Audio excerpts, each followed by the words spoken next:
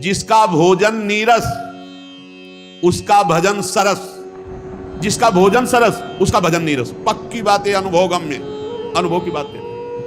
पहले भोजन पर सुधार करो। संसार में अच्छे अच्छे कहने आने वाले पदार्थ जब परोसे जाएं तो अब विरक्त हो, जो मिलेगा पाएंगे, बहुत कम मात्रा में लीजिए। और रूखे सूखे पदार्थों को, जो उचित आहार है उसको ले लीजिए। अच्छे पदार्थों में उचित आहार में भी कम कीजिए, उस दिन बहुत कम लीजिए, उपवास की तरह थोड़ा सा पा लीजिए। लेकिन ऐसा नहीं होता, बहुत प्रभाव अन्न का पड़ता है, बहुत प्रभाव पड़ता है। ये अपने लोगों ने खूब मन को देखा है, आहार का प्रभाव भजन पर बहुत पड़ता है। इसलिए आहार शुद्धि, सत्व शुद्धि, अंतःकरण शुद्धि, भगवत प्राप्ति के लिए उत्साह, भजन के लिए उत्साह। तो वाणी को यहाँ दो है, रसेंद्री और वाकेंद्री। बोलने से बचो। ये जो सत्संग सुनने के बाद फिर अन्य वार्ता करते हुए लोग जाते हैं, उनसे प्रार्थना करते हैं, मौन जाइए नाम जप करते हुए, या सत्संग के विषय में ही चिंतन करते जाइए। ये सत्संग सुना, इसके बाद फिर प्रपंच की वार्ता करते हुए जा रहे हो, ये ठीक नहीं है। सत्संग का विस्मरण हो जाएगा। पूज्य स्वामी श्री नारदानंद सरस्वती नैमिषारण्य में जब सत्संग करते थे तो सत्संग के बाद 1 घंटा समय देते थे सबको। सब एकांत बैठो, ब्रह्म चिंतन करते हुए मनन करो, आज क्या योग वासिष्ठ का, आज क्या वेदांत का सत्संग हुआ। बड़ा गूढ़ सत्संग होता है वेदांत का और योग वासिष्ठ आदि का। तो वाणी का संयम बहुत आवश्यक है। हम कहते हैं कि जड़ मौन मत लीजिए। ये वृंदावन धाम है, यहाँ राधा राधा से बढ़कर मौन नहीं है। जब आपको नाम कीर्तन करना हो तो वाणी खोलिए, जब आपको पद गायन करना हो तो वाणी खोलिए, जब आपको भगवत चर्चा करनी हो तब वाणी, अन्यथा मौन रहिए। वाणी का संयम। अब योग के लिए जो अत्यंत आवश्यक है वह है आसनों का उत्तम अभ्यास। उसे हर योग में इसका, चाहे वो भक्ति योग हो चाहे ज्ञान योग हो, कम से कम 2 घड़ी तो एक स्थिति में बैठने का अभ्यास बना ही लेना चाहिए। 2 घड़ी कहते हैं 48 मिनट। सिद्धासन, पद्मासन, सुखासन। सुखासन तो एकदम साधारण समझो, जैसे ऐसे बैठे ऐसे सुखासन, पलथी मार के। और नहीं, नौजवान साधकों को तो बैठना ही चाहिए पद्मासन और सिद्धासन में। कथा सुनने के लिए भी बैठे तो सिद्धासन में बैठे हैं। 6-6 घंटे 8-8 घंटे का अभ्यास जब बचपन से होता रहा तो वही 50 मिनट के बाद पीड़ा और फिर 20 मिनट में शून्यावस्था, फिर बैठे रहो। मतलब 1 घंटा 10 मिनट अगर आप पद्मासन से गए तो फिर बैठे रहो 2 घंटे 2.5 घंटे 3 घंटे 4 घंटे, जैसा तुम एकाग्रता अपनी कर। वो आनंद साय मचता है, कभी करके देखना हमारी बात में। साय मचता है एकदम, राउंड राउंड मंत्र हो रहा दिमाग में, एकदम वो अद्भुत आनंद जो वाणी के द्वारा बताया नहीं जा सकता। 2.5-3 घंटे के बाद शरीर शून्य एकदम, और भगवत मंत्र में या रूप में या अपने ध्येय में पूर्ण तन्मयता। ये जीवन के लाभ है। ये रसगुल्ला हलवा थोड़ी लाभ है, तो सब जीव खा रहे, निद्रा भय हार मैथुन ये सब जीव भोग रहे। कितनी देर बैठ सकते हो आसन में? आप लोग देखिए, पद्मासन, सिद्धासन, सुखासन, बिना हिले 48 मिनट तो ऐसे बैठा जा सकता है। जिनका शरीर बहुत रोग ग्रसित हो बात तो अलग है।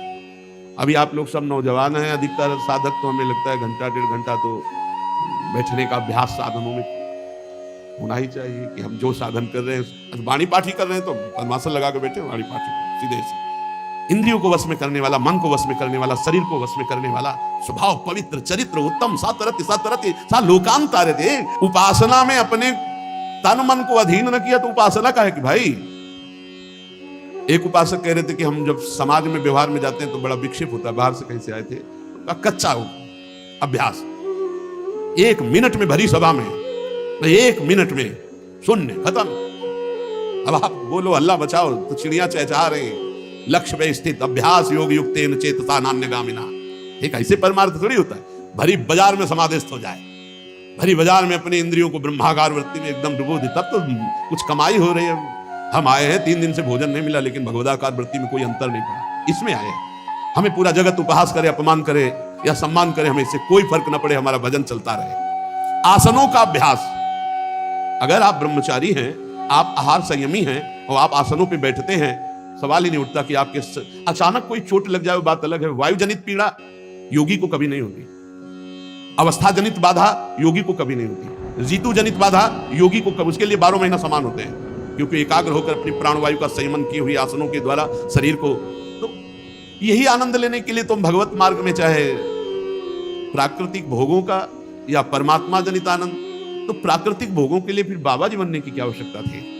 उसके लिए तो बहुत बढ़िया संसार के मार्ग है। जब हम परमार्थ में आए तो यार सुखा दो अपनी इंद्रियों को। मान लो मेरी प्रार्थना, बंधन मुक्त हो जाओगे, महासुख में निमग्न हो जाओगे। ये कोई सुख नहीं है, नारकी सुख है। सच्ची मानिए, जितना अच्छे अच्छे पदार्थों में आप सुख लेने की चेष्टा करते हैं, वो सुअर वैसे विष्ठा में अनुभव करता है।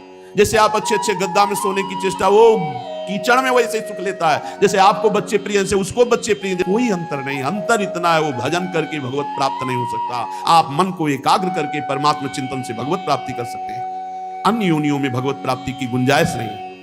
आसनों का अभ्यास, स्थिरता पूर्वक बैठना बहुत जरूरी है। त्वगेंद्री में कुछ ना कुछ हलचल होती रहती है।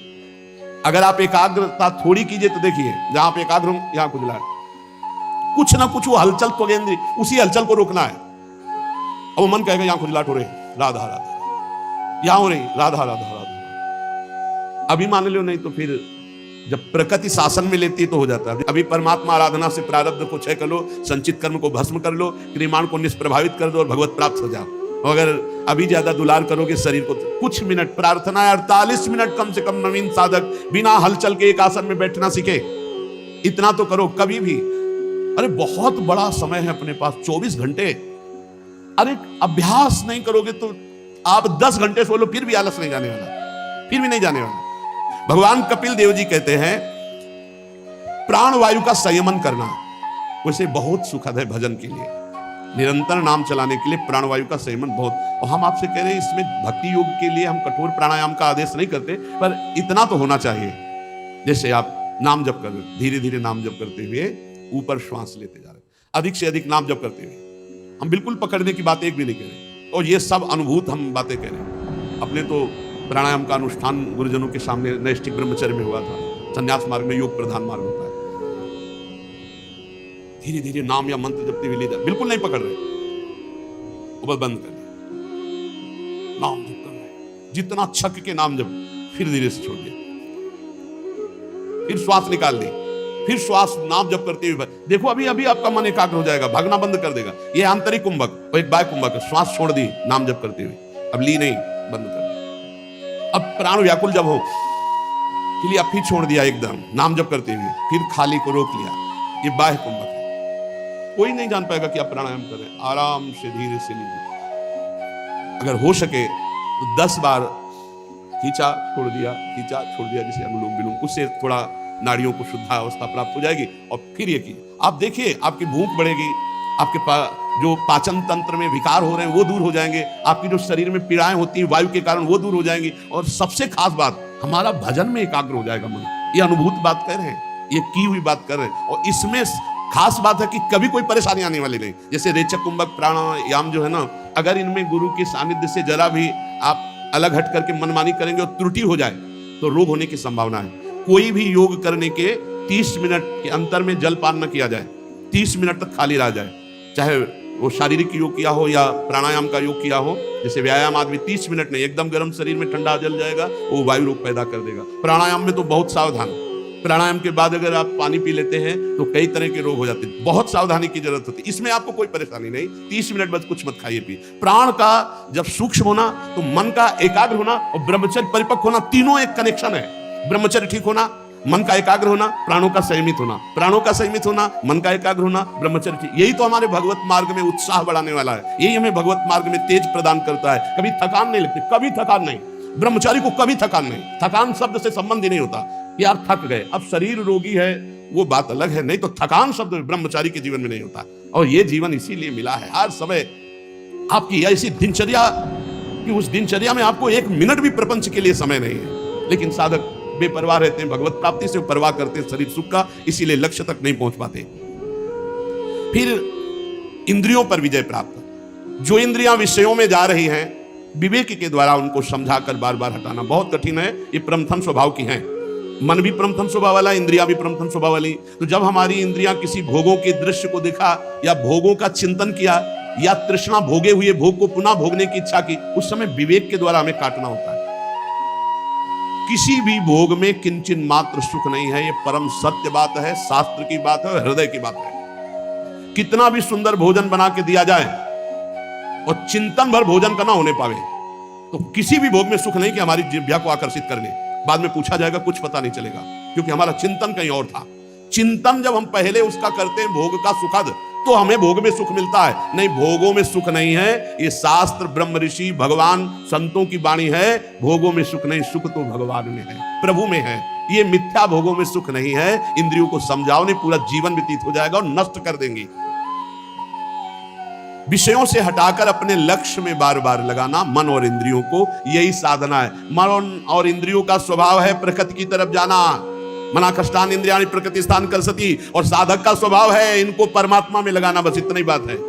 संसारी पुरुष की सिद्धांत इंद्रियां, मन, ये सब भोगों में जाएंगे स्वाभाविक, और साधक का भोगों से हटाकर परमात्मा में लगाना, यही तो साधना है। और किस बात की साधना है?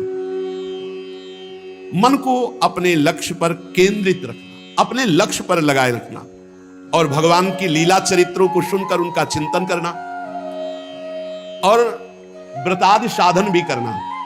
इससे बड़ा लाभ मिलता है। जैसे बहुत से भाग्यशाली जन व्रत अनुष्ठान करते हैं, करना चाहिए। हम कहते हैं और कोई व्रत की भावना ना हो तो कम से कम हाथों को 15 दिन में एक दिन के लिए फुर्सत तो दे दो। एक दिन के लिए फुर्सत दे दो, एक दिन भोजन छोड़ दो, थोड़ा जल आदि के द्वारा निर्वाह करो। महीने में 2 दिन तो रखो, ऐसे कोई भी रख लो, पूर्णिमा अमावस्या रख लो, एकादशी रख लो, द्वादशी रख लो। हमारा लक्ष्य है भगवत भजन, हमारा लक्ष्य है भगवत प्राप्ति।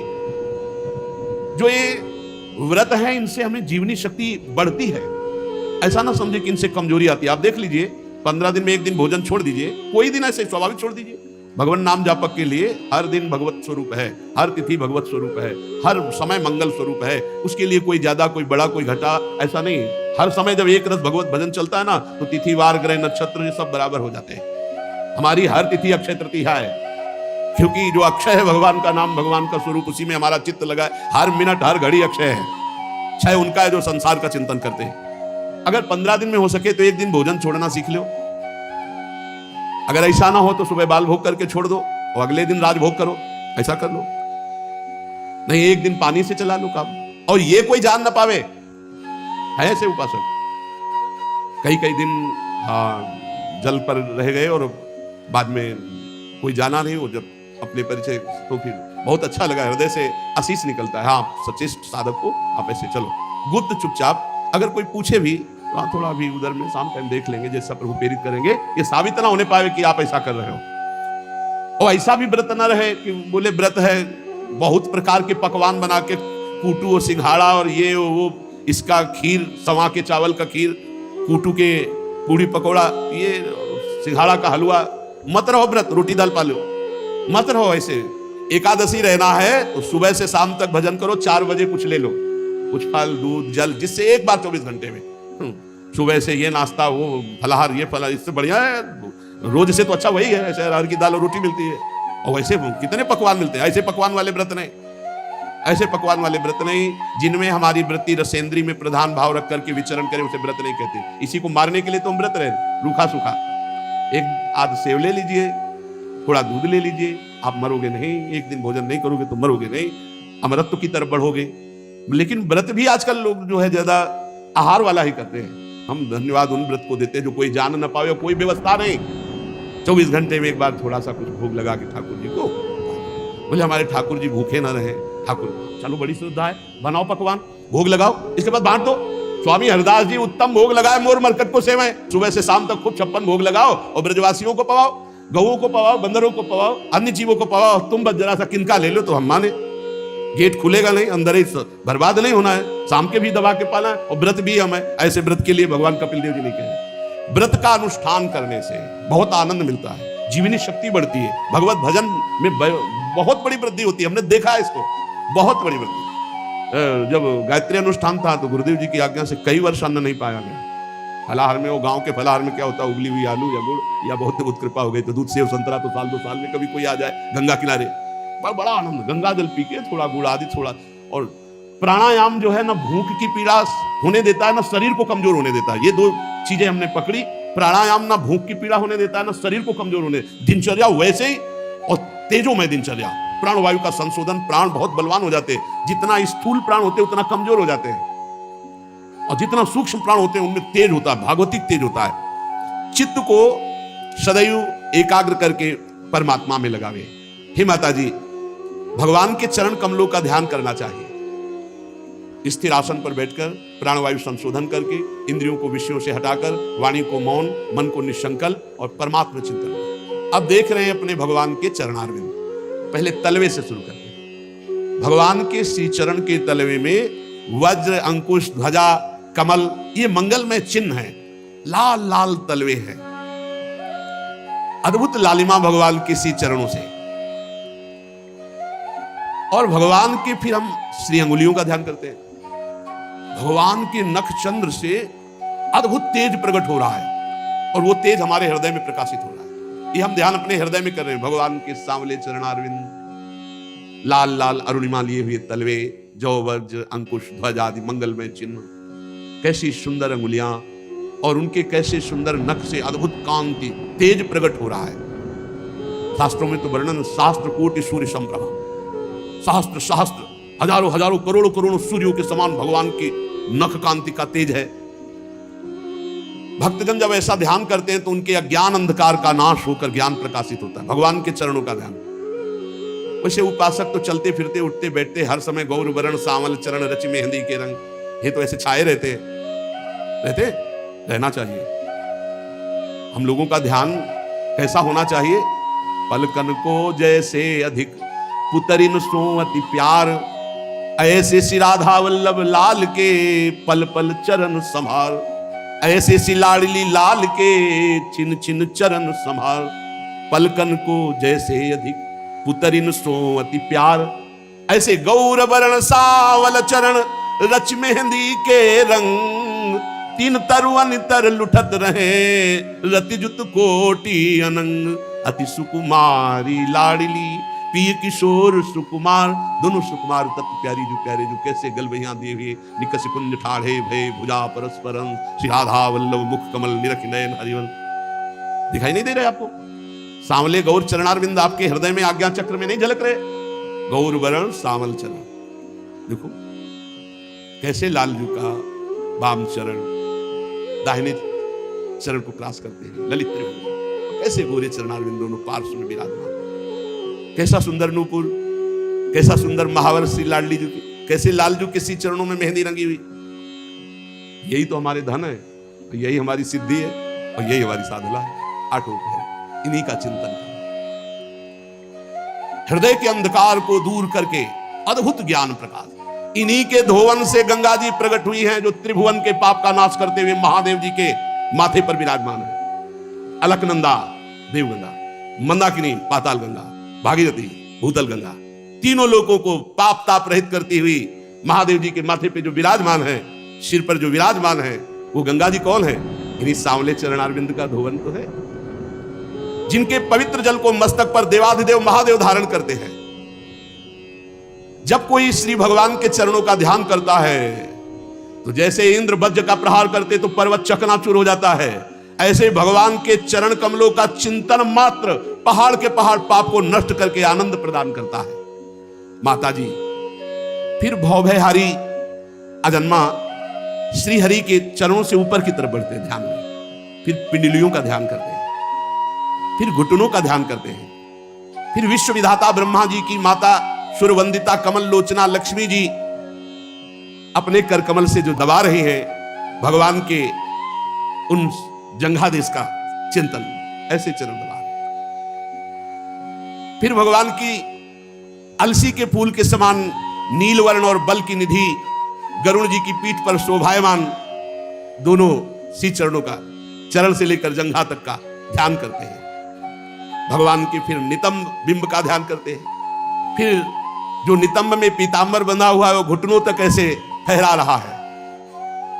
फिर उस पीतांबर के ऊपर स्वर्णमयी करधनी की लड़ियां जो सुशोभित हो रही कमर में, हम उसका ध्यान करते हैं। फिर संपूर्ण लोकों के आश्रय स्थान भगवान के उदर देश का, फिर नाभि सरोवर का, इसी नाभि से कमल प्रकट हुआ और इसी से ब्रह्मा जी और ब्रह्मा जी से संपूर्ण सृष्टि प्रकट हुई। फिर ऊपर बढ़ते हैं, भगवान के विशाल वक्षा स्थल का चिंतन करते हैं, जहां कौस्तुभमणि, सुंदर सुंदर रत्नों के हार और श्री जी का निवास, श्री लांछन चिन्ह, नेत्रों को परमानंद प्रदान करने वाला भगवान का वक्षा स्थल। फिर भगवान के गले का चिंतन करते हैं, जिसमें कौस्तुभमणि विराजमान है, समस्त लोकपालों के आश्रयदाता। फिर भगवान का वहीं से भुजाओं की तरफ चिंतन करते हैं। अजान बाहु लंबी भुजाएं, अभयद भुजदंड मूल पीनन सानुकूल। अपने भक्तों को अभय प्रदान करने के लिए जिनकी भुजाएं फड़कती रहती हैं, भगवान की भुजाओं का ध्यान करते हैं। कंकण आभूषण बहुत उज्जवल तेजमय। फिर भगवान के दिव्य कर कमल में विराजमान महान पार्षद सुदर्शन जी का। फिर भगवान के कर कमल में दूसरे में विराजमान राजहंस के समान पांचजन शंख का। फिर भगवान के कर कमल में विराजमान कौमुद की गदा का, और एक में सुंदर पुष्प धारण की, कमल धारण किए हुए पद्म। भौरों के शब्द से गुंजायमान बनमाला धारण किए हुए। ऐसे हम श्री भगवान का ध्यान करते हैं। माता जी, जब कोई भक्त बार बार अपने मन को भगवान के ऐसे चिंतन में लगाता है, ध्यान में लगाता है, तो भगवान मुस्कुराते हुए भावना का विषय नहीं रह जाता, प्रकट हो जाते हैं। वो देखता है सुगढ़ नासिका सुशोभित है, मकराकृत कुंडल झिलमिला रहे हैं, एकदम चिकने कपोल, मन का हरण करने वाले, काली काली घुंघराली अलकावली मंडित भगवान का मुख, कमल सदस्य चंचल नेत्र करुणा बरसा रहे हैं, अद्भुत भ्रकुटी तनी हुई मुखारविंद मन का अपहरण कर रहे हैं। हृदय की गुफा में भगवान प्रकाशित हो गए। चिंतन करते करते पहले हमारी भावना ध्यान, और साक्षात भगवान कृपा से प्रेम भरी मुस्कान से क्षण क्षण उस भक्त को परमानंद प्रदान कर रहे हैं। फिर विपुल प्रसाद की वर्षा करते हुए भगवान हंसते हुए मुस्कुराते हुए, पीछे आपने सुना था भगवान बातचीत करते हैं भक्त से। अब वो केवल भावना नहीं रह गई, वो साक्षात भगवान को देख रहा है। जीव ही ऐसा हो तो अश्रु सागर उमड़ पड़ता है, आनंद अश्रु सागर। अब नेत्रों से अश्रु बह रहे, शरीर में रोमांच है, ध्यान में साक्षात प्रिया प्रीतम विराजमान है।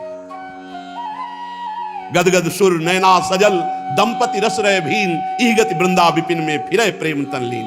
अपने आराध्य देव का ध्यान करने से हृदय पावन हुआ, आराध्य देव प्रकाशित हुए, मुस्कुराकर जे भी बोले निहाल हो गया। अब जन्म जन्मांतर की बिगड़ी बन गई। अब प्रकृति कभी उसे अपनी तरफ आकर्षित नहीं कर सकती। ध्यान में इतना तन्मय हो गया कि अन्य ना कोई पदार्थ, ना व्यक्ति, ना वस्तु देखने की सामर्थ्य नहीं रह गई। ये अविद्या है, जाति पाति कुल कर्म धर्म का अभिमान होना, ये अविद्याकृत है, यह ज्ञानी जन नहीं समझते हैं। इसका महत्व आ जाना, महत्व मिटाना साधना है, महत्व बढ़ाना नहीं। व्यास रसिक जनते बड़े, ब्रज तज अनत न जाहि, वृंदावन के स्वपच लो, जूठ मांगे खाहि। जो वृंदावन के स्वपच तक की जूठन मांग कर खाता है और जाति पक्ष को मिटा देता है, वो लाडली लाल का अत्यंत लाडला बन जाता है। वो बड़े जन हैं। उनको हरिराम व्यास जी ने कहा, व्यास रसिक तेई बड़े। कौन? जो वृंदावन के स्वपच लो जूठन। साधारण किसी की हिम्मत नहीं हो सकती, जाति अभिमानी तो कर ही नहीं सकता है, ये विशेष लाडली जी का कृपा पात्र ही कर सकता है। मुहरे मेवा अनत के, मिथ्या भोग विलास, वृंदावन के स्वपच की जूठन खइये व्यास। बाहर के कोई मोहरे दे, मेवा दे, भोग विलास बोले, सब झूठा फंसाने वाला। वृंदावन की स्वपच की जूठन मांग कर खाता हूं, हरिराम व्यास जी कहते हैं। करके दिखाया है, ऐसा नहीं। वो ऐसे अद्भुत अद्वितीय प्रकांड विद्वान शास्त्रों के इस शास्त्रार्थ में किसी को भी पराजित कर दे, ऐसी योग्यता मधुकर शाह जैसे महाभागवत राजा के गुरु और विशाखा सखी का अवतार है। व्यास मिठाई विप्र की, तामे लाग आगी, वृंदावन के स्वपच की जूठन खइये मांग। एक जगह नहीं, बहुत जगह वर्णन कर। बाहर के सम्मान पूर्वक दी हुई उत्तम कुल की मिठाई त्याग दो, लेकिन वृंदावन के अगर स्वपच की जूठन मांग के खाने को मिले, अहो भाग्य, क्योंकि उससे प्रिया प्रीतम का प्रेम प्राप्त हो जाएगा। वृंदावन के स्वपच को रहिए सेवक होई, तासो भेद न कीजिए, पीजे पद रज धोई। बहुत ध्यान से सुन लो, ये सौभाग्य है। वृंदावन के स्वपच को रहिए सेवक होई, आचार्यों का आदेश है। तासो भेद न कीजिए, पीजिए पद रज धोई। पीजिए पद रज। पक्का अहंकार के नाश का एकमात्र सर्वश्रेष्ठ उपाय, औषधि, सच्ची मान। वृंदावन में अगर सबसे बड़ा कोई सेवक शब्द का अधिकारी है तो ये सोहनी सेवा और नाली सेवा और संपूर्ण वृंदावन की रजरानी की सेवा करते हैं, इनको सबसे पहला सेवक पद है। ये कोई साधारण नहीं, असाधारण प्रियाजू के कृपा पात्र है। जहां तुम खड़े होना पसंद नहीं करोगे, वहां घुस करके उसमें। और ये कौन है? ये धाम है। अगर आप धामवासी हो, नित्य धाम के नित्य सेवक हैं, तो सबसे बड़े सेवक पद ये इनका है। महारानी जू, रसरानी जू, रजरानी जू और मेहतरानी जू, बराबर लिखा है। एक रानी आ रही थी तो सोहनी लगा रही थी, हमारे वृंदावन की प्रधान सेविका। उनका हटो हटो, रानी जी आ रही हैं। कौन सी रानी है? यहाँ राधा महारानी, यमुना रस रानी और रजरानी और मेहतरानी के सिवा कौन सी रानी है? जब तक सोहनी नहीं लग जाएगी तो रानी बोले नहीं, ये वृंदावन की है, इनसे प्रिया प्रीतम के निज पार्षद है, इनको इस भाव से न देखना। आचार्य का आदेश है, आज आदेश का पालन करने का हमें सौभाग्य मिलेगा। वृंदावन के स्वपच को रहिए सेवक होई, तासों भेद न कीजिए, पीजिए पद रज धोई। आप देखना, जब आप इनके चरणों में हाथ लगा के धोगे ना, तुम्हारे हृदय में कैसा होता है देखना। जब इनका चरणामृत पियोगे ना, तो जैसे जलती हुई आग में शीतल जल पड़ जाए, वैसे दैहिक दैवी भौतिक तीनों ताप जहां से प्रकट होते हैं, वो सब संस्कृति का मूल चक्र अहंकार वो गल जाएगा, नष्ट हो जाएगा। क्योंकि प्यारी जू के प्यारे महल की ये सेवा करने वाले निज पार्षद जन, यही अहंकार भरा हुआ है, कूड़ा कचरा, मैं तपस्वी, मैं योगी, मैं उत्तम कुल, मैं जितेंद्र, ये कूड़ा करकट है, इससे भगवान नहीं मिलते। राजसूय यज्ञ में भगवान ब्रह्मा, शंकर, श्री कृष्णोदय प्राण, व्यासदेव जी, भगवान सुखदेव जी, महर्षि वशिष्ठ जी, जाजाल, याज्ञवल्क्य, कितने महापुरुष आए हुए थे, सब भगवत कोटि के, ईश्वर कोटि के। लेकिन भगवान को जो प्रिय बात है सबसे ज्यादा, वो है जिसमें किसी भी तरह का कोई भी अहम महत्व ना हो, किसी भी तरह का। तपस्या, ज्ञान, योग, पवित्रता, किसी भी तरह का, एकदम दैन्य। यही दरबार दीन को आदर रीति सदा चली आए, यही दीन पियारे वेद पुकारे, द्रवहु सुश्री भगवाना। भगवान ने व्यवस्था की थी यज्ञ पूर्ति की। जिस समय यज्ञ पूर्ण होगी तो शंखनाद होगा। यज्ञ पूर्ण हुई पर शंखनाद नहीं। युधिष्ठिर जी ने भगवान श्री कृष्ण से प्रार्थना की, महाराज त्रुटि क्या रह गई? आप सर्वज्ञ हैं, आप बता सकते। भगवान ने कहा, अकिंचन दैन्य अनन्य, किसी महाभागवत की अभी पूर्ण पूजा नहीं हुई, उसने प्रसाद नहीं किया। अकिंचन दैन्य अनन्य। तो कहा, प्रभु किस लोक में ऐसा भक्त मिलेगा? उनका आपके ही नगर में। बोले, प्रभु हमारे नगर में ऐसा महाभागवत रहता है और हमारी दृष्टि से चूक हो गई कि आज तक पहचान नहीं पाए। तो उनका नगर में नहीं रहता, रोज तुम्हारे महल में भी आता है। जब बताया कौन, तब कहा स्वपच वाल्मीकि। भीमसेन और अर्जुन जी को भेजा, जाओ उनको निमंत्रण दो, कल वो सम्मान पूर्वक यहाँ आए और उनको चरण प्रक्षालन करो, आरती पूजा करो और उनको बैठाल करके पवाओ। भीम अर्जुन गए, अभी तक ये रूप नहीं देखा। घर में देखा तो श्री ठाकुर जी विराजमान, धूप की गंध आ रही और मंजीरा लिए हुए कीर्तन में मस्त है। अकिंचन, कोई वैभव नहीं, कोई सुख सामग्री नहीं। साष्टांग प्रणाम करने का आदेश था निमंत्रण देने के समय। आप प्रभु आप, अरे उनका महाराज जय जय, आप ये क्या कर रहे? बोले नहीं, आपका हम तो रोज जूठन पाते हैं, आपकी निमंत्रण की क्या जरूरत? नहीं, प्रभु ने आज्ञा करी। ओ रहने नहीं देंगे, हमें लगता है नगर में शांति से। प्रभु के ऊपर प्रणय कोप किया, प्रभु आप कैसे चैन से रह रहा, ये राजा महाराजा के प्रणाम करेंगे, चैन से भजन होगा आपका, पर आपकी इच्छा आपकी आज्ञा जोई जोई प्यारो करे। दूसरे दिन लेने गए, ऐसे लाए जैसे वो महत जन है। बैठाल के पवाने के समय सावधान, द्रौपदी जी से अपराध बन गया। रात भर व्यंजन बनाए थे राजभोग, जब विविध पात्रों में परोसे गए थे, एक बड़े पात्र में सब पलटा के डाल लिया और सब मिला लिया, मीठा खट्टा चरफरा सब मिला के पाया, शंख नहीं मिला। युधिष्ठिर जी ने कहा, प्रभु आप कह रहे थे कि जब अकिंचन अनन्य दैन्य महाभागवत पालेंगे, तो आपने महाभागवत स्वयं चयन किया, स्वपच वाल्मीकि जी, फिर शंख क्यों नहीं बजा? तो कहा, इन महाभागवत के प्रति वैष्णव अपराध आप जनों में किसी का बना है, क्योंकि आप यज्ञ का संकल्प लिए। अगर आपके निज जनों से ना बना होता, बाहरी किसी से बना होता, तो शंख बज जाता। तो अब निज जनों में 5 पांडव, द्रौपदी जी। खुद द्रौपदी जी ने कहा, मेरे मन में दोष बुद्धि आई, पूरी रात भर व्यंजन बनाती रही, अलग अलग, इन्होंने अलग अलग का स्वाद तो लिया नहीं, एक ही में मिला दिया तो लगा है तो अमुखी, क्या जाने राजा महाराजाओं के पदार्थों का स्वाद। तो कहा, वाल्मीकि जी आपने ऐसा क्यों किया? तो उनका इसलिए किया कि स्वाद तो प्रभु आप लेते, प्रसाद हम पाते हैं। भगवान ने कहा, चरणों में झुको और प्रणाम करो।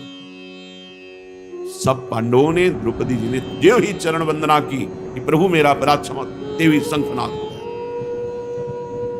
हरिराम व्यास जी के, ये वृंदावन धाम है, वृंदावन के स्वपच को रहिए सेवक होई, दासों भेद न कीजिए, पीजय पद रज धोई।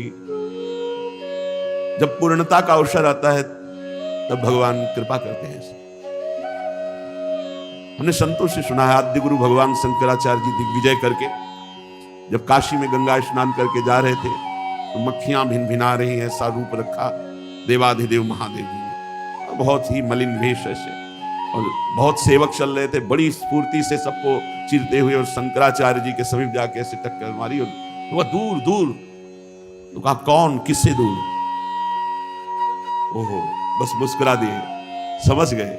तो उनका प्रभु प्रभु, उनका कौन किससे दूर? अगर ज्ञान है तो कौन किससे दूर?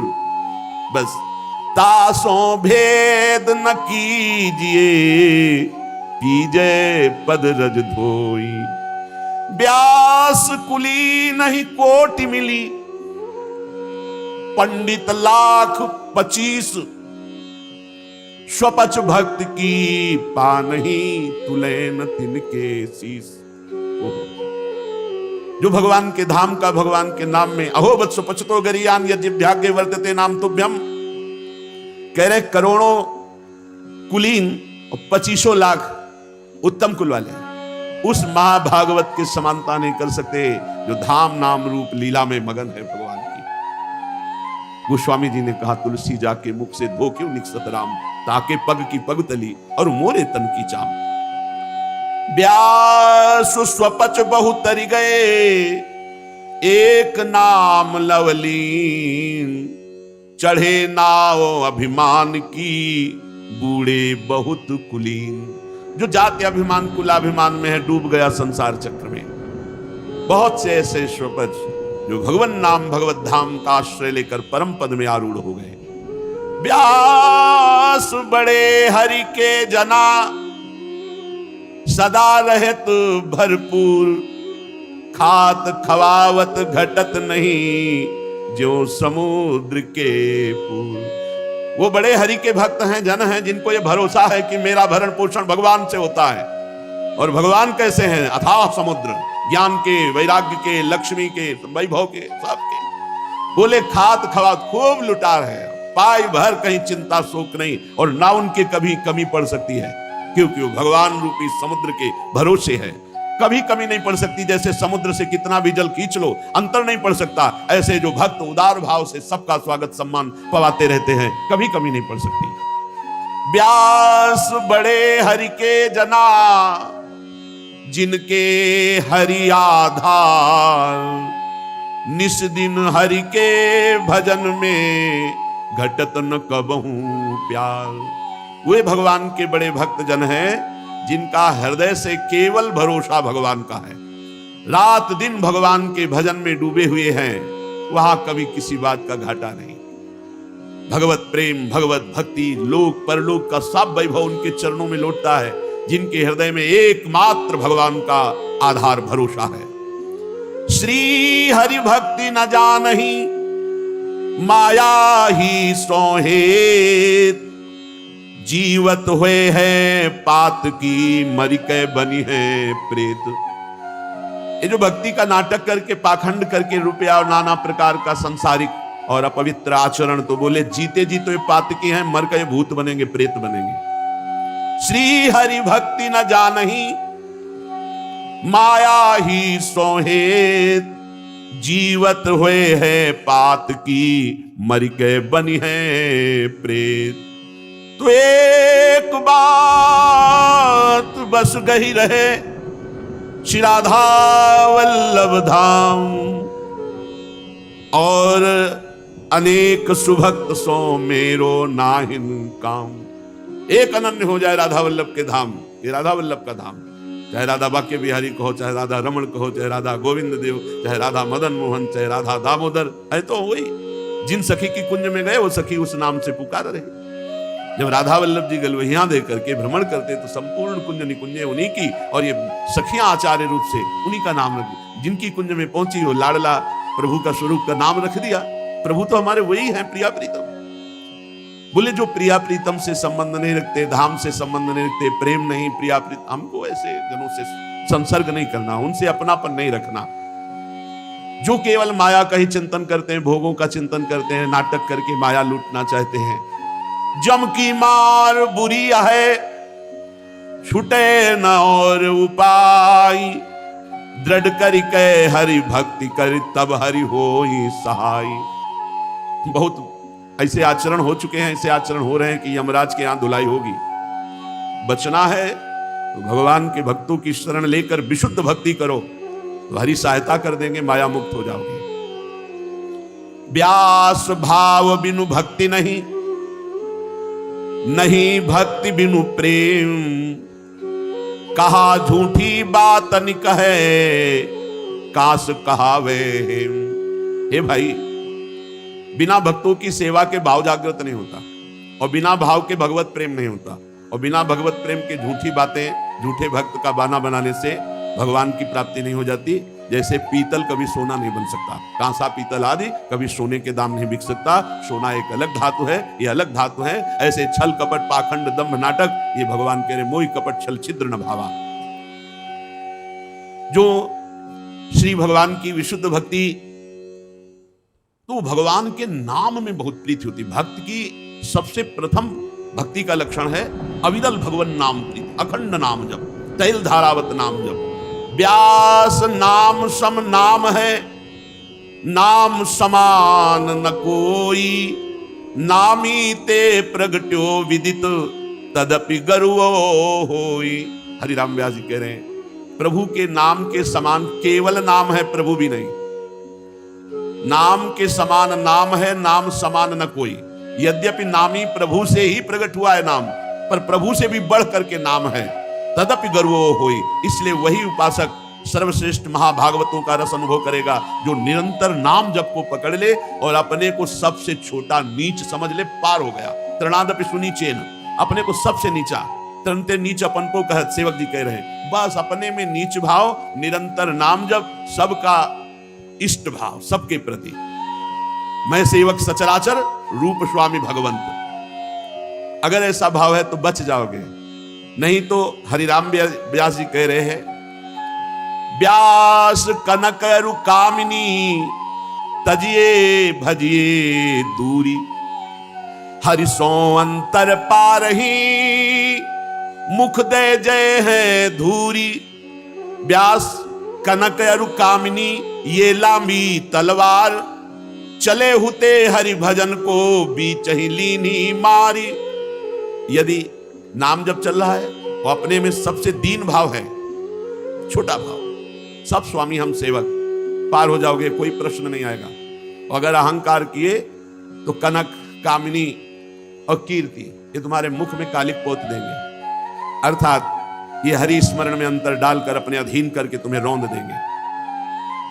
चले हैं भगवान के भजन में, बहुत लंबी तलवार है कंचन कामिनी माया के हाथ में, वो काट के फेंक देती है, इसी से अंतराय पड़ जाता है, भगवान की प्राप्ति का लक्ष्य भूल करके माया में बस विलासिता में फंस जाता है। इसलिए अपने को सबसे छोटा निरंतर नाम जप और भक्तों की आराधना, बहुत जल्दी माया मुक्त हो जाती है, बिल्कुल सीधा सरल उपाय है।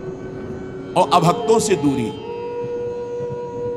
अगर कोई अभक्त है, भजन नहीं करता है, भगवत विमुख है, तो हमको उसका स्पर्श भी नहीं करना है। तिनको परस न कीजिए तज ध्रुव तिनको पास, वृंदावन नाम प्रिया प्रीतम रूप लीला धाम, इनसे जिनका संबंध नहीं है, बिल्कुल संसार के रचे पचे लोग हैं, तो व्यास बाग भुज भेटिए सहिए जीवन की हानि, साकत भगत न भेटिए पूर्वली पहचानी। यदि भगवान का भक्त नहीं है, भजन नहीं करता है, दुष्ट स्वभाव वाला, नीच आचरण वाला है, साकत दो को कहते हैं, जो मांस मदिरा अर्पण करके दैवी शक्ति की आराधना करते हैं, और एक उनको जो भगवान से विमुख है। बोले अगर बाघ लपिट जाए तो कोई बात नहीं है, एक ही शरीर नष्ट करेगा, लेकिन ऐसे लोगों का संग हो जाए तो जन्म जन्म तक ये संस्कार हमको भगवत विमुख कर सकते हैं। साकत सगो न भेटिए व्यास सुकंठ लगाई, परमारथ ले जाए गो रहे पाप लपटाई। यदि कोई भगवत विमुख है, रिश्तेदार हो, नातेदार हो, भगवत मार्ग के पथिक का रिश्ता, नाते नेह राम के मनियत सुहद सुसे बेजहां लो, भगवान के संबंध से हमारा रिश्ता है, भगवान से संबंध नहीं तो हम नहीं जानते तुम कौन हो, गले ना लगावे, छुए ना, ऐसे। ये तो केवल महाभागवतों के लिए है, महाभागवतों के गले लगने से सारे पाप भस्म हो जाते हैं। हमारा भाव होना चाहिए, भाव से तो हम रोज अपने प्रभु को गले लगाते हैं, अपने गुरुदेव को लगाते हैं, संपूर्ण भक्तों को गले लगाते हैं, उनके चरणों में पड़ते। भाव प्रगट में जैसी महापुरुषों की रुचि हो वैसे किया जाता है, रुचि में रुचि मिलाना ही आराधना है। जो भगवत विमुख है, जो भगवान के नाम रूप लीला धाम से संबंध नहीं रखते, यदि इनका स्पर्श करोगे, गले लगाओगे, तो तुम्हारे पुण्य नष्ट हो जाएंगे, पाप लपटाई, हृदय में पाप आ जाएगा।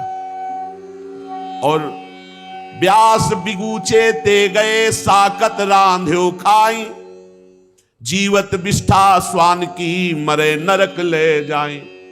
जिन रसोई में मांस बन चुका है, जिन पात्रों में मांस रांधा गया है, आप गए, बोले हम तो ये सब नहीं, तो बोले आपको खीर पूड़ी बना के दे देते हैं। अगर उन्हीं पात्रों में रांधा गया तो वो स्वान की विष्ठा के समान अपवित्र है, कुत्ते की विष्ठा के समान अपवित्र है। वो रोटी दाल हो जो भी उन पात्रों में बने, अगर खा लिए तो नरकगामी होने का रास्ता पक्का है।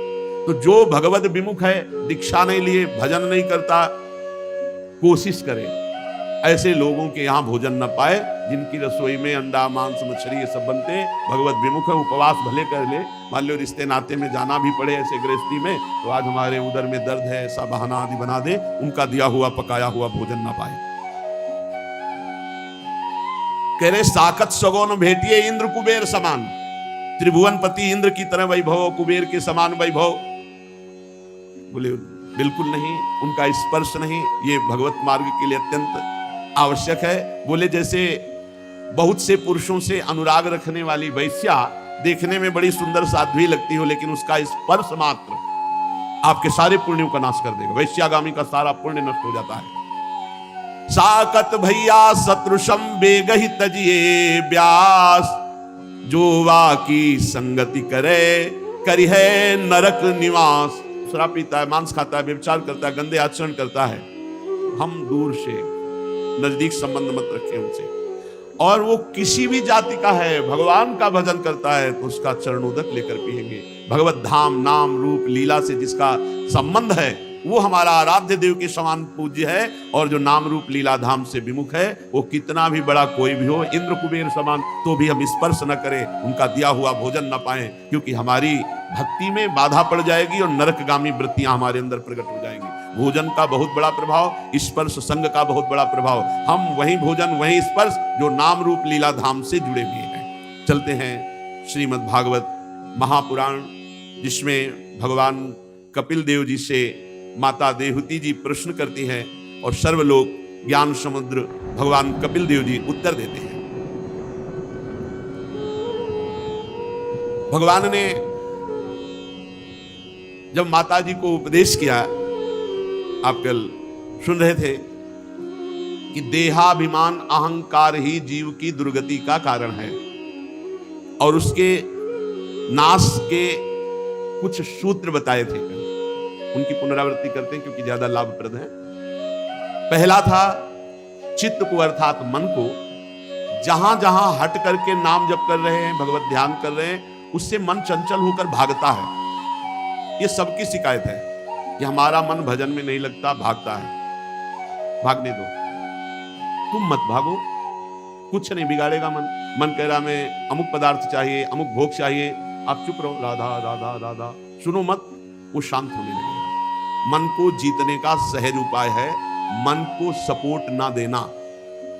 जब वो कह रहा है गलत बातें और आप चिड़चिड़ा रहे हैं कि अरे ऐसा क्यों कर, तो आप उसकी सत्ता दे रहे हैं और वो आपको बहुत परेशान करेगा। बिल्कुल प्रसन्न रहो। गंदी सी गंदी बात तो आपके अंदर पेश कर रहा है, चुप शांत, राधा राधा राधा राधा। ध्यान ही मत दो, मन की दुर्वासनाएं नष्ट हो रही हैं। वो आप पर शासन तब करेंगी जब आप राग कर ले या द्वेष। राग उसी में डूब गए, द्वेष अरे ये क्यों आ गया, पकड़ लीजिए अगर आप पकड़ पाओ ना, ये क्यों आ गया और ना अच्छा ना बुरा, राधा राधा राधा, वो सब शांत होता चला जाएगा। जहां जहां मन जाए वहां वहां से मन को हटाकर अपने नाम में जो गुरुदेव ने दिया, अपने मंत्र में जो गुरुदेव ने दिया उसमें लगाओ। दूसरा, मेरी कथा एकाग्रता पूर्वक श्रवण करो और उसका मनन करो, और जो उपदेश सुना है मनन किया उसको आचरण में उतारो। तीसरा, समस्त प्राणियों में भगवत भाव रखो। चौथा, किसी से भी झगड़ा न करो, वैर न करो, अपना दुश्मन न मानो किसी को। पांचवा, वस्तु व्यक्ति स्थान के संयोग से आसक्ति हो जाती और मिले, ऐसा कभी नहीं। साधक को चाहिए अच्छा भोजन, कोई प्रशंसा नहीं, रूखा सूखा कोई उदासी नहीं मिला कोई परेशानी। वही एक स्थिति होनी चाहिए जो अच्छा स्वादिष्ट पकवान, खूब बढ़िया भोजन, वही स्थिति होनी चाहिए रूखा सूखा, वही होनी चाहिए भूखे रहने, ना मिलने पर भी वही स्थिति। आसक्ति का त्याग, अपनी साधु भाषा में कहा जाता है, कभी घी घना, कभी मुट्ठी भर चना, कभी वो भी ना बना, लेकिन हमारा मन शांत रहेगा क्योंकि किसी वस्तु व्यक्ति से आसक्ति नहीं की। और छठा, ब्रह्मचर्य। सातवां, प्रपंच की बात ना करने की धारणा में मौन। और अगला, भगवान को अर्पित किए बिना ना पानी पीना है, ना अन्न पाना है, ना कोई वस्त्र पहनना, सब भगवत प्रसादी करके एकांत में रहने का स्वभाव, शांत स्वभाव, सबके प्रति मित्र स्वभाव, दयालु स्वभाव, धैर्यवान, ऐसे उपासक का अहंकार गलित हो जाता है। और जब उसे तत्व ज्ञान प्राप्त हो जाता है तो देह और देह संबंधी स्त्री पुत्र घर परिवार आदि की जो ममता है अज्ञान के कारण वो नष्ट हो जाती है और सब में वो तत्व दर्शन करता है। देहूति जी ने पूछा, प्रभु पुरुष और प्रकृति दोनों एक दूसरे के आश्रय से रहने वाले हैं, ये अलग हो ही नहीं सकते। प्रकृति और पुरुष, देह और आत्मा, ये हम लोगों के अज्ञान निवारण के लिए पूछ रहे हैं। वस्तुतः उनको तो ये ज्ञान है ही। प्रभु पुरुषम प्रकृतिर ब्रह्मन विमुंचन्ति करहिचित, ये अलग कैसे हो सकते हैं? इसलिए मुझे लगता है कि प्रकृति पुरुष को कभी छोड़ ही नहीं सकती, क्योंकि रह ही नहीं सकती। ब्रह्मन जिस प्रकार पृथ्वी का गुण गंध है, गंध के बिना रह नहीं सकती। जल का रस है, वो रस के बिना नहीं।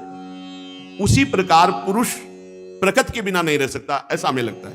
देहूति जी ने कहा, तो जिनके आश्रय से अकर्ता आत्मा को कर्म बंधन प्राप्त हुआ, अगर पुरुष और प्रकृति अलग अलग नहीं हो सकते तो कैवल्य पद कैसे प्राप्त होगा, कैसे मोक्ष पद प्राप्त होगा?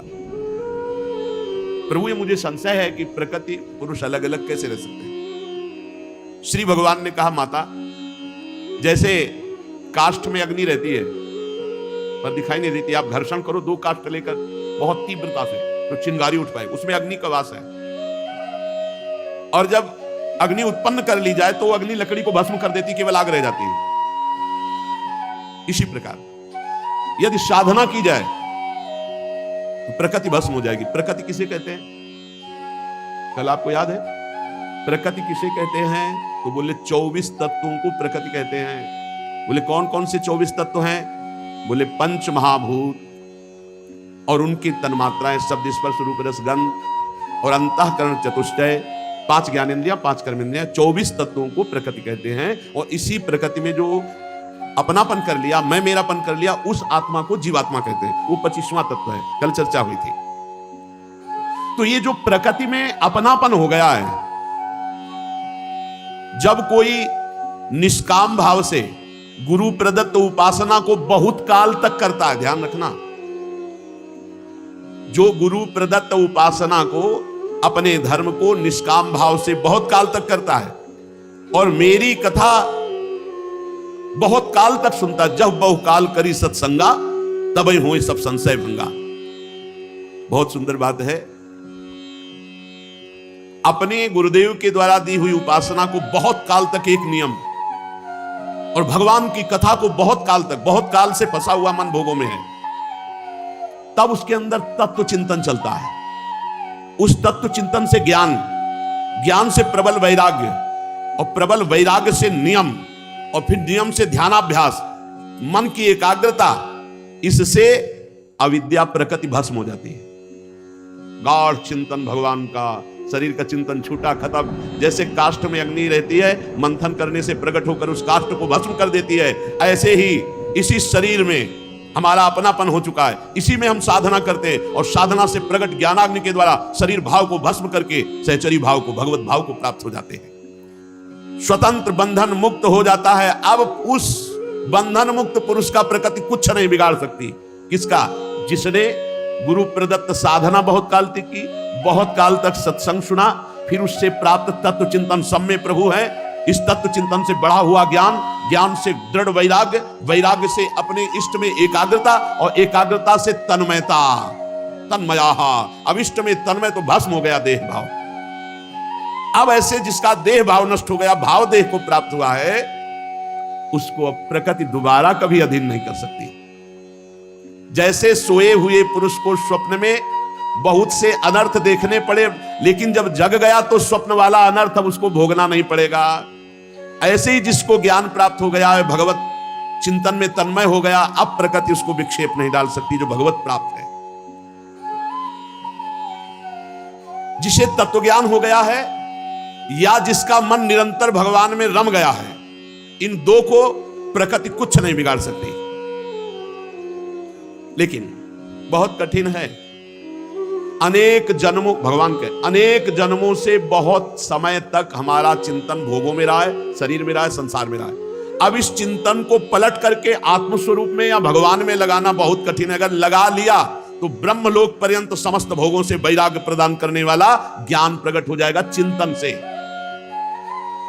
महाधैर्यवान भक्त, जब धैर्यवान शब्द इसीलिए कि लंबे समय तक नियम से रहना है, लंबे समय तक सत्संग सुनना है, लंबे समय तक अच्छे आचरण करके अपने स्वधर्म का पालन करना है, तब मेरी कृपा से उसे तत्व ज्ञान प्राप्त होता है। फिर उसके तीनों देहों का राग भस्म हो जाता है। फिर योगी ऐसे परम पद पे पहुंचता है जहां से लौट कर नहीं आना होता। माता जी, यदि मेरा भक्त चाहे तो उसे अणिमादिक सिद्धियां प्राप्त हो जाती है, किसी और साधन की जरूरत नहीं है। जहां मृत्यु की भी दाल नहीं गलती, वो मेरा अविनाशी परम पद सहज में प्राप्त हो जाता है, जो मेरी भक्ति करता है। माता जी ने पूछा कि योग के कितने अंग होते हैं, पीछे पूछा था, उसका स्वरूप क्या है? भगवान कपिल देव जी ने कहा, योगस्य लक्षणम वक्षे सबीजस्य नृपात्मजे मनो ये नैव विधिना प्रसन्नम याति सत्पथम। हे राजपुत्री नृपात्मजे, मैं तुम्हें योग के लक्षण और ध्येय स्वरूप के आलंबन से युक्त संपूर्ण योग का वर्णन करता हूं, जिसके द्वारा चित्त शुद्ध होकर परमात्मा में प्रवृत्त हो जाता है। ध्यान पूर्वक सुनो। जो पहले खूब शास्त्र स्वाध्याय और सत्संग करता है, ये तो पता चल जाए कि हमारा मार्ग क्या है। तो शास्त्र श्रवण से, सत्संग से स्वधर्म पालन में प्रवृत्ति और धर्म विरुद्ध पापाचरण की निवृत्ति पहला योग का लक्षण है। खूब सत्संग सुने, शास्त्र स्वाध्याय करे और ये पता चले कि धर्म क्या है, धर्माचरण क्या है, अधर्म क्या है और धर्माचरण क्या है। धर्माचरण में प्रवृत्ति और अधर्माचरण में निवृत्ति, ये शास्त्र स्वाध्याय और सत्संग से पता चलता है। संसार के बंधन छुड़ाने वाले धर्मों में प्रेम और संसार में फंसाने वाले कर्मों से निवृत्ति। योग के लिए पहली आवश्यकता शास्त्र स्वाध्याय सत्संग से इतना ज्ञान हो जाना चाहिए कि धर्माचरण किसे कहते हैं, धर्माचरण किसे कहते हैं। फिर संसार से छुड़ाने वाले धर्मों के आचरण में प्रवृत्ति, संसार में फंसाने वाले कर्मों के आचरणों से निवृत्ति। अब दूसरा, योग के लिए दूसरी बात आवश्यकता, किसी भी योग के लिए, यहां तो आगे अष्टांग योग का वर्णन होगा, लेकिन किसी भी योग के लिए इतनी आवश्यकता, जहां तक हम आपको बताएं कि यहां तक सबको आवश्यकता है, ये सबको आवश्यकता है। दूसरा है पवित्र परमित भोजन। भोजन पवित्र बहुत जरूरी, बड़ा कठिन है। बाजारों का तो किसी भी तरह से पवित्र नहीं हो सकता, चाहे जितने लाखों की बनी दुकान हो। बनाने वालों में जब तक वैष्णवता नहीं तो पवित्रता का उनको ज्ञान क्या होगा। अगर वो वैष्णव है, सत्संगी है, तो उसे कुछ पवित्रता का ज्ञान, उनको क्या हो, तो पैसे के लिए काम कर रहे हैं। हमें लगता है कि अगर भगवत प्राप्ति करनी है, भोजन की पवित्रता पर ध्यान दिया जाए। पवित्र भोजन, भले आप रोटी दाल बना के पाले, अच्छी है, रसेंद्री को कितना तृप्त करोगे, जितना तृप्त करोगे उतने मांग बढ़ती चली जाएगी। पवित्र और परमित भोजन, कल भी चर्चा हुई थी, अहंकार का नाश करने के लिए भगवान कपिल देव जी ने कहा था परमित भोजन, थोड़ा, परमित माने तो थोड़ा भोजन। 24 घंटे में शरीर स्वस्थ रख करके अपने सारे कार्य पूर्ण करने के लिए 400 ग्राम अन्न काफी है, ऐसा पीछे एक बार सत्संग में वर्णन हुआ था। 400 ग्राम अन्न 24 घंटे में एक शरीर के लिए पर्याप्त है। बहुत ही हानिकारक है जीवन को स्वस्थ रख करके भजन करना है बहुत लंबे समय तक, तो कम भोजन से बहुत जीवनी शक्ति बढ़ती है। योग के लिए दूसरी बात आवश्यक है पवित्र और परमित भोजन।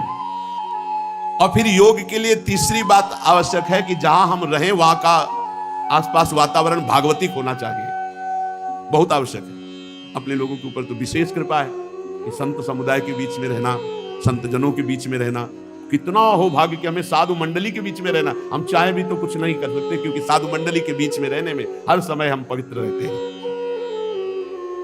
चौथा, योग के लिए आवश्यक है मन, वाणी और शरीर से किसी भी जीव को कभी ना सताना। अगर भगवत प्राप्ति करनी तो नियम लेना पड़ेगा, मन से, वाणी से, शरीर से किसी भी जीव को ना सताना। और पांचवा, यदि सत्य स्वरूप भगवान का निरंतर नाम जप करना है तो झूठ बोलना त्यागना पड़ेगा। जिस जबान से बार बार झूठ बोला जाता है उसमें नाम जपने की रुचि नहीं रहती, रुचि नहीं उत्पन्न होगी। ये असत्य बोलना, झूठ बोलना छोड़ो तो नाम जप चले, बहुत बड़ा अपराध है, इसको छोड़ो। ये कलयुग का वास है झूठ में।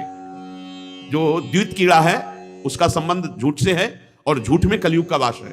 झूठ बोलना, झूठे ही लेना, झूठे ही देना, झूठे ही भोजन, झूठ चवेना, एक सेकंड में पूरा का पूरा झूठ बोल जाना, इसको सुधार किया जाए। ये हमारी माया के द्वारा, मलिन वृत्ति के द्वारा हो जाता है, इसको हम ठीक करें। जब से मोबाइल भगवान की सृष्टि हुई तब तो झूठ के लिए तो मतलब बहुत बढ़िया रास्ता हो जाता है। एक सेकंड में झूठ बोल देते हैं।